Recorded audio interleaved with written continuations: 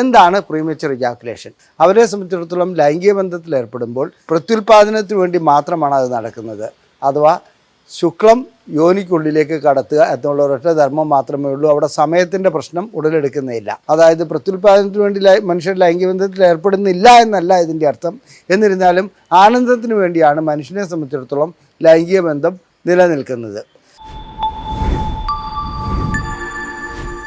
ഞാൻ ഡോക്ടർ അജയൻ വർഗീസ്, കുന്നമംഗലം പന്തീർപ്പാടത്തുള്ള institute of sexual and reproductive medicine എന്ന സ്ഥാപനത്തിൻ്റെ ഡയറക്ടറാണ്. ISRMലേക്ക് സ്വാഗതം. ഇന്ന് ഞാൻ ചർച്ച ചെയ്യാൻ പോകുന്ന വിഷയം ശീഘ്രസ്ഖലനം അഥവാ പ്രീമച്വർ ഇജാക്കുലേഷൻ എന്ന അവസ്ഥയാണ്. എന്താണ് പ്രീമച്വർ ഇജാക്കുലേഷൻ? അത് നമുക്ക് വിശദമായി പഠിക്കുകയാണെങ്കിൽ, അതായത് മനുഷ്യൻ്റെ മാത്രം പ്രശ്നമാണ് അത്. മറ്റ് ജന്തുക്കളിൽ പ്രീമച്വർ ഇജാക്കുലേഷൻ എന്നൊരവസ്ഥയില്ല. അവരെ സംബന്ധിച്ചിടത്തോളം ലൈംഗിക ബന്ധത്തിൽ ഏർപ്പെടുമ്പോൾ പ്രത്യുൽപാദനത്തിന് വേണ്ടി മാത്രമാണ് അത് നടക്കുന്നത്.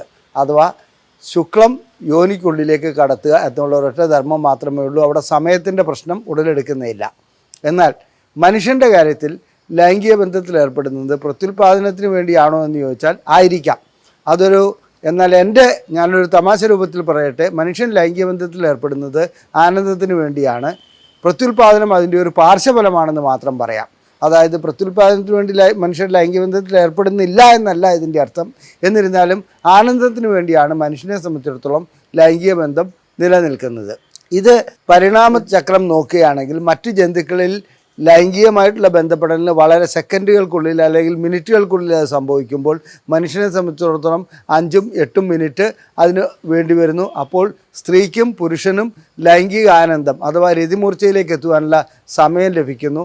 ഇതാണ് അതിൻ്റെ യഥാർത്ഥ വശം. ലൈംഗിക രതിമൂർച്ചയിലേക്ക് എത്തുന്നതിന് ഓരോ വ്യക്തിക്കും പ്രത്യേക രീതിയിലുള്ള അല്ലെങ്കിൽ ഒരു പർട്ടിക്കുലർ സമയം ആവശ്യമുണ്ട്.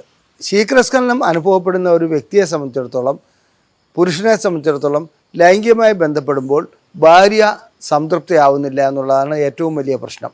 അത് ഏറ്റവും ആദ്യം നാം കണക്കിലെടുക്കേണ്ട പ്രശ്നം, രണ്ടു കൂട്ടർക്കും ശരിക്ക് രതിമൂർച്ച ലഭിച്ചാൽ മാത്രമേ ലൈംഗികമായി സംതൃപ്തി ലഭിച്ചു എന്ന് പറയാൻ കഴിയുള്ളൂ.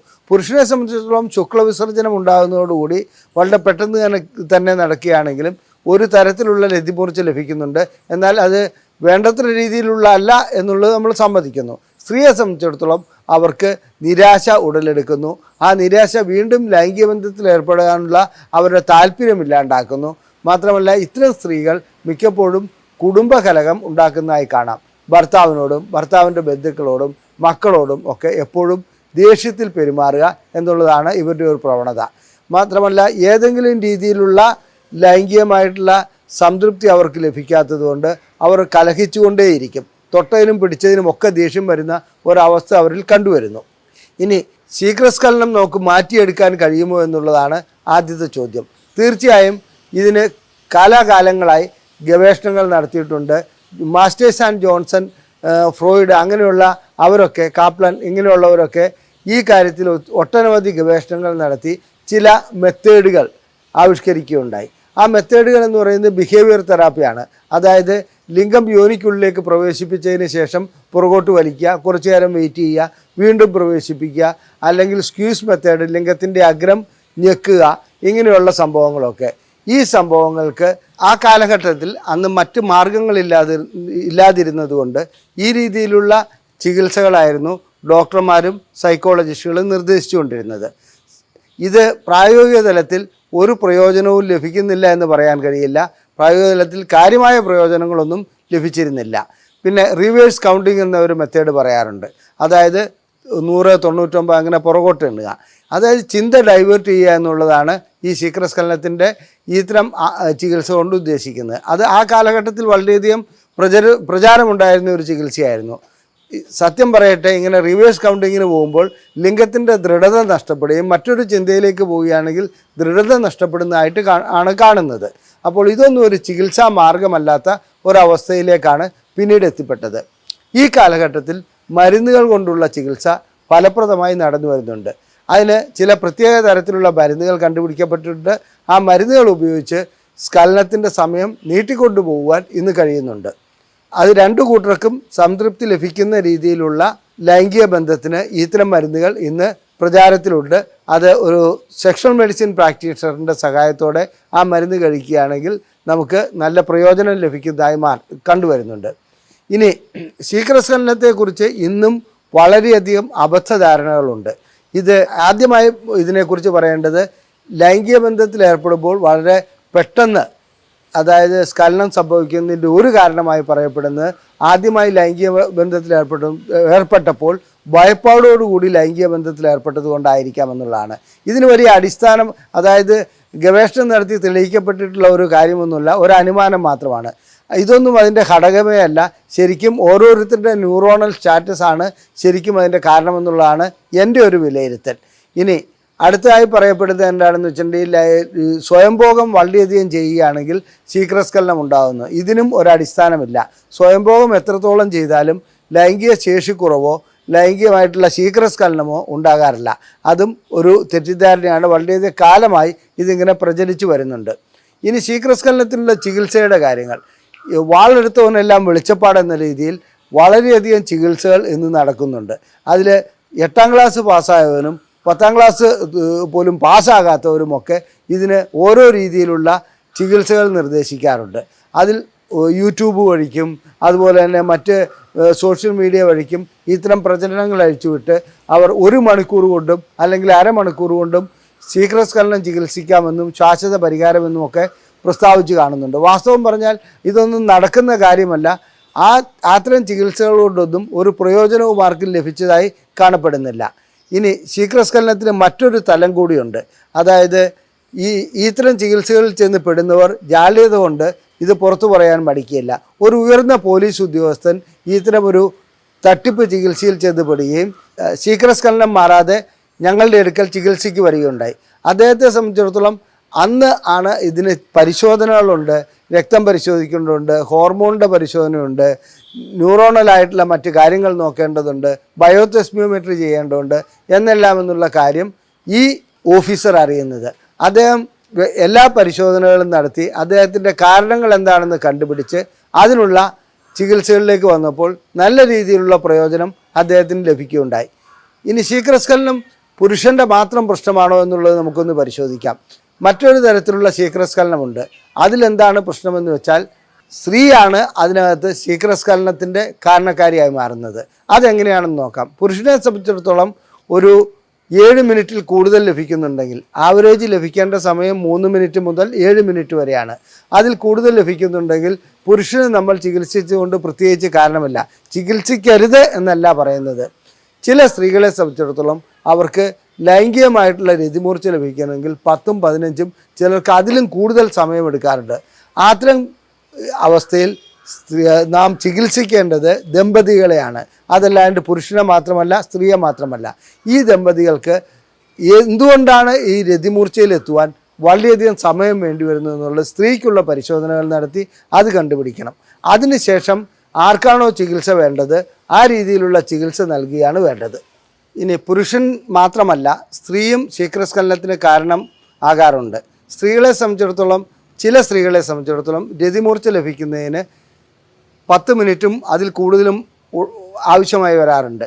സാധാരണ രീതിയിൽ പുരുഷനെ സംബന്ധിച്ചിടത്തോളം 3 മിനിറ്റ് മുതൽ 7 മിനിറ്റ് വരെ സമയം ലഭിക്കുകയാണെങ്കിൽ, 7 മിനിറ്റൊക്കെ സമയം ലഭിക്കുകയാണെങ്കിൽ അത് പുരുഷൻ്റെ പ്രശ്നമേ അല്ല. കാരണം അത്രയുമൊക്കെ സമയം ലഭിക്കേണ്ട ആവശ്യമുള്ളൂ. ചില സ്ത്രീകളെ സംബന്ധിച്ചിടത്തോളം 10ഉം 15 മിനിറ്റുമൊക്കെ ലൈംഗിക ബന്ധത്തിൽ ഏർപ്പെട്ടാൽ മാത്രമേ രതിമൂർച്ച ലഭിക്കാറുള്ളൂ. ഇത്തരം കേസുകളിൽ ദമ്പതികൾക്കാണ് ചികിത്സ വേണ്ടത്. അതായത് പുരുഷന് മാത്രമല്ല, സ്ത്രീക്ക് മാത്രമല്ല, 2 കൂട്ടർക്കുമാണ്. അപ്പോൾ അതിന് ചില പ്രത്യേക രീതികൾ വഴിക്ക് ഇവരുടെ കാരണങ്ങൾ കണ്ടെത്തി, അതായത് എന്തുകൊണ്ടാണ് ഇവർക്ക് ഇത്രത്തോളം സമയമെടുക്കുന്നത് അതെല്ലാം പരിശോധനകളിലൂടെ കണ്ടെത്തി അതിനുള്ള ചികിത്സ നൽകുകയാണ് വേണ്ടത്. ചിലപ്പോൾ ഹോർമോൺ പ്രശ്നമാകാം, ന്യൂറോൺ ആയതാകാം, ചിലപ്പോൾ അവരുടെ ജനിതക സ്ട്രക്ചർ തന്നെ, ജനിതകം തന്നെ അങ്ങനെ ആയിരിക്കാം. ആ രീതിയിലുള്ള കാര്യങ്ങൾക്ക് നേരിയ രീതിയിൽ മാറ്റം വരുത്തുവാൻ കഴിയും. മാത്രമല്ല 2 കൂട്ടരെയും ചികിത്സിക്കുകയാണെങ്കിൽ അവരുടെ ദാമ്പത്യം നല്ല സന്തോഷകരമാക്കുവാനും കഴിയും. അതിന് മെനക്കെടാതെ പുരുഷന് മാത്രം ഗുളികകൾ കൊടുക്കുകയാണെങ്കിൽ അവിടെ ഒരു രീതിയിലുള്ള പ്രയോജനവും ലഭിക്കുകയില്ല. ഇതിനെല്ലാത്തിനും ഒരു പരിധിയുണ്ട്. ആ പരിധിക്ക് അപ്പുറത്തേക്ക് സമയം നീട്ടിക്കൊണ്ടുപോകാൻ പുരുഷന് കഴിയുകയുമില്ല. ഇനി ശീഘ്രസ്ഖലനം ഉടലെടുക്കുന്നതിന് കാരണങ്ങൾ ഹോർമോൺ സംബന്ധമായതാകാം, ന്യൂറോൺ സംബന്ധമായതാകാം, മറ്റ് പ്രശ്നങ്ങളാകാം, ഗ്രന്ഥികളുടെ പ്രശ്നങ്ങളാകാം. ചിലപ്പോൾ പ്രോസ്റ്റേറ്റ് ഗ്രന്ഥിയുടെ പ്രശ്നങ്ങളൊക്കെ ശീഘ്രസ്ഖലനത്തിലേക്ക് ബാധിക്കാറുണ്ട്. അതുപോലെ തന്നെ പ്രോസ്റ്റേറ്റ് ഗ്രന്ഥിയുടെ പ്രശ്നങ്ങൾ ഉടലെടുക്കുകയാണെങ്കിൽ മൂത്രം പോകുന്നതിന് തടസ്സമുണ്ടാകുക, അങ്ങനെയുള്ള കാര്യങ്ങളൊക്കെ കാണുകയാണെങ്കിൽ അവർക്ക് ആ കൂട്ടത്തിൽ അതും കൂടെ ചികിത്സിച്ച് മാറ്റേണ്ടതുണ്ട്. ഇനി ഇതുവരെ ഞാൻ പറഞ്ഞത് പ്രൈമറി, അതായത് സ്വാഭാവികമായി ഉണ്ടാകുന്ന ഒരു ശീഘ്രസ്ഖലനത്തിൻ്റെ അവസ്ഥയെക്കുറിച്ച് മാത്രമാണ്. സെക്കൻഡറി ആയിട്ട്, അതായത് രണ്ടാമതായിട്ട് ശീഘ്രസ്ഖലനം ഉടലെടുക്കുന്ന ചില വ്യക്തികളുണ്ട്. അതായത് 10-40 വയസ്സ് വരെ അവർക്ക് യാതൊരു പ്രശ്നങ്ങളുമില്ലായിരുന്നു. 40-45 വയസ്സാകുമ്പോഴത്തേക്കും അവർ എന്ത് ചെയ്യുന്നു, അവർക്ക് ശീഘ്രസ്ഖലനം ഉടലെടുക്കുന്നു. ഇങ്ങനെ ഉടലെടുക്കുന്ന ശീഘ്രസ്ഖലനം യഥാർത്ഥത്തിൽ ശീഘ്രസ്ഖലനമല്ല. അതിൻ്റെ കാരണം മറ്റൊന്നാണ്. കാരണം ലൈംഗിക ശേഷിക്കുറവ് ആരംഭിക്കുമ്പോൾ എല്ലാ വ്യക്തികൾക്കും ആദ്യമായി കണ്ടുവരുന്നത് ശീഘ്രസ്ഖലനമാണ്. ഒരു ശേഷിക്കുറവിനെ കുറിച്ച് അവർ ബോധവാന്മാരായിരിക്കില്ല. അവർ ഞങ്ങളുടെ അടുക്കൽ, അതായത് ചികിത്സയ്ക്ക് വരുമ്പോൾ ആദ്യം പറയുന്നത് സാർ സമയം കിട്ടുന്നില്ല എന്നുള്ളതാണ്. ഇങ്ങനെ സമയം കിട്ടുന്നില്ല എന്നുള്ളത് പറയുമ്പോൾ ശരിക്കും നാം മനസ്സിലാക്കേണ്ട ഒരു കാര്യം, സമയമല്ല അവിടെ പ്രശ്നം, ബലം അവർക്കില്ല എന്നുള്ളതാണ്. അപ്പോൾ ഈ 45 വയസ്സായിട്ട് അല്ലെങ്കിൽ ഒരു പ്രായത്തിന് ശേഷം ശീഘ്രസ്ഖലനം ഉടലെടുക്കുകയാണെങ്കിൽ ലൈംഗിക ശേഷിക്കുറവ് ആരംഭിച്ചു എന്നുള്ളതാണ് മനസ്സിലാക്കേണ്ടത്. അപ്പോൾ അവർ എല്ലാ പരിശോധനകളും നടത്തണം. പ്രമേഹമുണ്ടോ, ഹൃദ്രോഗമുണ്ടോ, അതുപോലെ തന്നെ ഏതെല്ലാം പരിശോധനകൾ നടത്തി അവരുടെ കാരണം കണ്ടുപിടിക്കുകയാണ് വേണ്ടത്. ലൈംഗിക ശേഷിക്കുറവ് അവർക്ക് അനുഭവപ്പെടുന്നേ ഉണ്ടാവില്ല, അവരുടെ പരാതി അതായിരിക്കില്ല. എന്നാൽ യഥാർത്ഥ കാരണം ലൈംഗിക ശേഷിക്കുറവായിരിക്കും. ഇനി ചിലരുടെ തലച്ചോറിലുണ്ടാകുന്ന ചില പ്രശ്നങ്ങൾ, അത് അർബുദമാകാം, മൾട്ടിപ്പിൾ സ്ക്ലീറോസിസ് ആകാം, അതുപോലെ ഏതെങ്കിലും പ്രശ്നങ്ങളുണ്ടെങ്കിലും ഈ രീതിയിലുള്ള ലൈംഗിക ശേഷിക്കുറവും അത് പ്രസൻറ്റ് ചെയ്യപ്പെടുന്നത്, അതായത് രോഗി ഡോക്ടറെ മുമ്പിൽ അവതരിപ്പിക്കുന്നത് ശീഘ്രസ്ഖലനം എന്ന പേരിലായിരിക്കും. അത്തരം ശീഘ്രസ്ഖലനങ്ങൾക്ക് ഈ നൽകേണ്ട ചികിത്സ മറ്റൊന്നാണ്. അതായത് ശീഘ്രസ്ഖലനത്തിനുള്ള ചികിത്സയല്ല, ലൈംഗിക ശേഷിക്കുറവിനുള്ള ചികിത്സയാണ് നൽകേണ്ടത്. ഇത് പരിശോധനകൾ വഴിക്ക് മനസ്സിലാക്കുവാൻ കഴിയും. ഇന്ന് ബയോതെസ്മിയോമെട്രി എന്നൊരു ടെസ്റ്റുണ്ട്. അതുകൊണ്ട് ന്യൂറോണിൻ്റെ സ്റ്റാറ്റസ് എല്ലാം കണ്ടുപിടിക്കാൻ കഴിയുന്നുണ്ട്. പുഡൻറൽ ബയോതെസ്മിയോമെട്രി ചെയ്യുകയാണെങ്കിൽ, അതായത് ലിംഗത്തിൻ്റെ ബയോതെസ്മിയോമെട്രി ചെയ്യുകയാണെങ്കിൽ ഞരമ്പുകൾ എങ്ങനെയാണ്, അതിൻ്റെ പ്രവർത്തനം എങ്ങനെയാണ്, ഇതെല്ലാം മനസ്സിലാക്കുവാൻ കഴിയുന്നുണ്ട്. അത് മനസ്സിലാക്കി അതിനനുസരിച്ച് മരുന്നുകൾ നൽകുവാനും കഴിയുന്നു. അതായത് ഒരൊറ്റ ഗുളിക അല്ലെങ്കിൽ ഒറ്റമൂലി കൊണ്ടല്ല ശീഘ്രസ്ഖലനം ചികിത്സിക്കേണ്ടത്. യഥാർത്ഥ കാരണം എന്താണെന്ന് കണ്ടുപിടിക്കുക. ആ കാരണം കണ്ടുപിടിച്ചിട്ട് മറ്റൊരു അസുഖത്തിൻ്റെ പ്രതിഫലനമായിട്ടാണോ ശീഘ്രസ്ഖലനം ഉടലെടുത്തിരിക്കുന്നത്, പ്രത്യേകിച്ചും രണ്ടാമതുണ്ടാകുന്ന ശീഘ്രസ്ഖലനം അങ്ങനെയാണ്. അത്തരം അസുഖങ്ങൾക്ക് അതിൻ്റെതായ ചികിത്സ നൽകണം. ഇനി ഞാൻ നേരത്തെ സൂചിപ്പിച്ചു തന്നെ ദമ്പതികളെ ആണ് ചികിത്സിക്കേണ്ടത്. കാരണം ഒരു പരിധിവരെ ദമ്പതികളുടെ പ്രശ്നങ്ങൾ കൊണ്ട് ലൈംഗിക ശേഷിക്കുറവിൻ്റെ പ്രശ്നങ്ങൾ മാത്രമല്ല ശീഘ്രസ്ഖലനവും ഉടലെടുക്കാറുണ്ട്. എന്താണ് ദമ്പതികളെ ചികിത്സിക്കേണ്ടത് ആവശ്യമെന്ന് ഞാൻ നേരത്തെ സൂചിപ്പിച്ചു. ഒരു സ്ത്രീയെ സംബന്ധിച്ചിടത്തോളം രതിമൂർച്ചയിലെത്തുവാൻ 10-15 മിനിറ്റ് എടുക്കുകയാണെങ്കിൽ, അല്ലെങ്കിൽ ചില സ്ത്രീകൾക്ക് അരമണിക്കൂർ വരെ എടുക്കാറുണ്ട്. അത്തരം സ്ത്രീകൾക്ക് വളരെ പെട്ടെന്ന് രതിമൂർച്ച ഉണ്ടാക്കുന്ന, അല്ലെങ്കിൽ ഒരു 10 മിനിറ്റിനുള്ളിൽ രതിമൂർച്ച ഉണ്ടാക്കാനുള്ള ചികിത്സകൾ ഇന്ന് ലഭ്യമാണ്. അതിനുള്ള ഉപകരണങ്ങൾ ലഭ്യമാണ്. ആ രീതിയിൽ ഫോർപ്ലേയിൽ മാറ്റങ്ങൾ വരുത്തേണ്ടതുണ്ട്. അതെല്ലാം രോഗികൾക്ക് പറഞ്ഞ് മനസ്സിലാക്കി കൊടുത്ത് അതിനനുസരിച്ച് ചികിത്സ നൽകുകയാണ് വേണ്ടത്. ഒരു അനുഭവം കൂടി പറയാം. ഒരു പുരുഷനെ ഞങ്ങൾ ശീഘ്രസ്ഖലനം എന്ന് 2 മാസം 3 മാസമായി ചികിത്സിക്കുന്നുണ്ടായിരുന്നു. അദ്ദേഹം പറയുന്നത് അദ്ദേഹത്തിന് സമയം കിട്ടുന്നില്ല എന്നുള്ളതാണ്. എടുത്തു ചോദിക്കുമ്പോൾ എന്താണെന്ന് വെച്ചിട്ടുണ്ടെങ്കിൽ ഭാര്യയ്ക്ക് ഒരു രീതിയിലുള്ള തൃപ്തിയും കിട്ടുന്നില്ല എന്നാണ് പരാതി പറയുന്നത്. സമയം വ്യക്തമായി പറയുവാൻ അദ്ദേഹത്തിന് കഴിയുന്നില്ലായിരുന്നു. അപ്പോൾ കുറച്ച് കഴിഞ്ഞപ്പോൾ ഞങ്ങൾ അദ്ദേഹത്തിൻ്റെ ഭാര്യയെയും കൂട്ടി വരുവാൻ പറഞ്ഞു. ഭാര്യയെയും കൂട്ടി വന്നപ്പോൾ ഞങ്ങൾ പരിശോധിച്ചതിൽ അവരെ സംബന്ധിച്ചുള്ള അവർക്ക് രതിമൂർച്ച ലഭിക്കുന്നതിന് വളരെയധികം സമയമെടുക്കുന്നുണ്ടായിരുന്നു. അത് ആ സ്ത്രീയെ മാത്രം ചികിത്സിച്ചപ്പോൾ ആ ദമ്പതികൾക്ക് സന്തോഷത്തോടു കൂടി പോകാൻ കഴിഞ്ഞു. ഞാൻ വ്യക്തമാക്കി പറയട്ടെ, ശീഘ്രസ്ഖലനം ഒരു അസുഖമല്ല, ഒരു അവസ്ഥയാണ്. എന്നിരുന്നാൽ ആ അവസ്ഥ ചികിത്സിച്ചില്ലെങ്കിൽ, ആ അവസ്ഥയ്ക്ക് മാറ്റം വരുത്തിയില്ലെങ്കിൽ കുടുംബകലഹമാണ് ബാക്കി ഉണ്ടാകുക.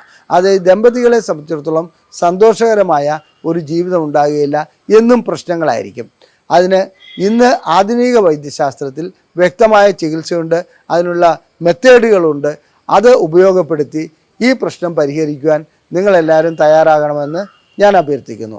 അതുപോലെ തന്നെ നിങ്ങൾക്ക് ലൈംഗികമായിട്ടുള്ള അത് ഏത് പ്രശ്നങ്ങളുമാകട്ടെ, എന്ത് സംശയമുണ്ടെങ്കിലും ISRM എന്ന് ടൈപ്പ് ചെയ്ത് ഈ കാണിച്ചിരിക്കുന്ന നമ്പറിൽ നിങ്ങൾ വാട്സപ്പ് മെസ്സേജ് അയക്കുകയാണെങ്കിൽ, ISRM എന്ന് വാട്സപ്പ് മെസ്സേജ് അയച്ചാൽ മതി.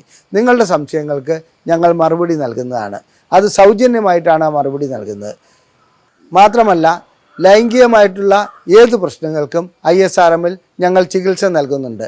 ഇത് ഉപയോഗപ്പെടുത്തുവാൻ ഞാൻ നിങ്ങളോട് അഭ്യർത്ഥിക്കുന്നു. നന്ദി, നമസ്കാരം.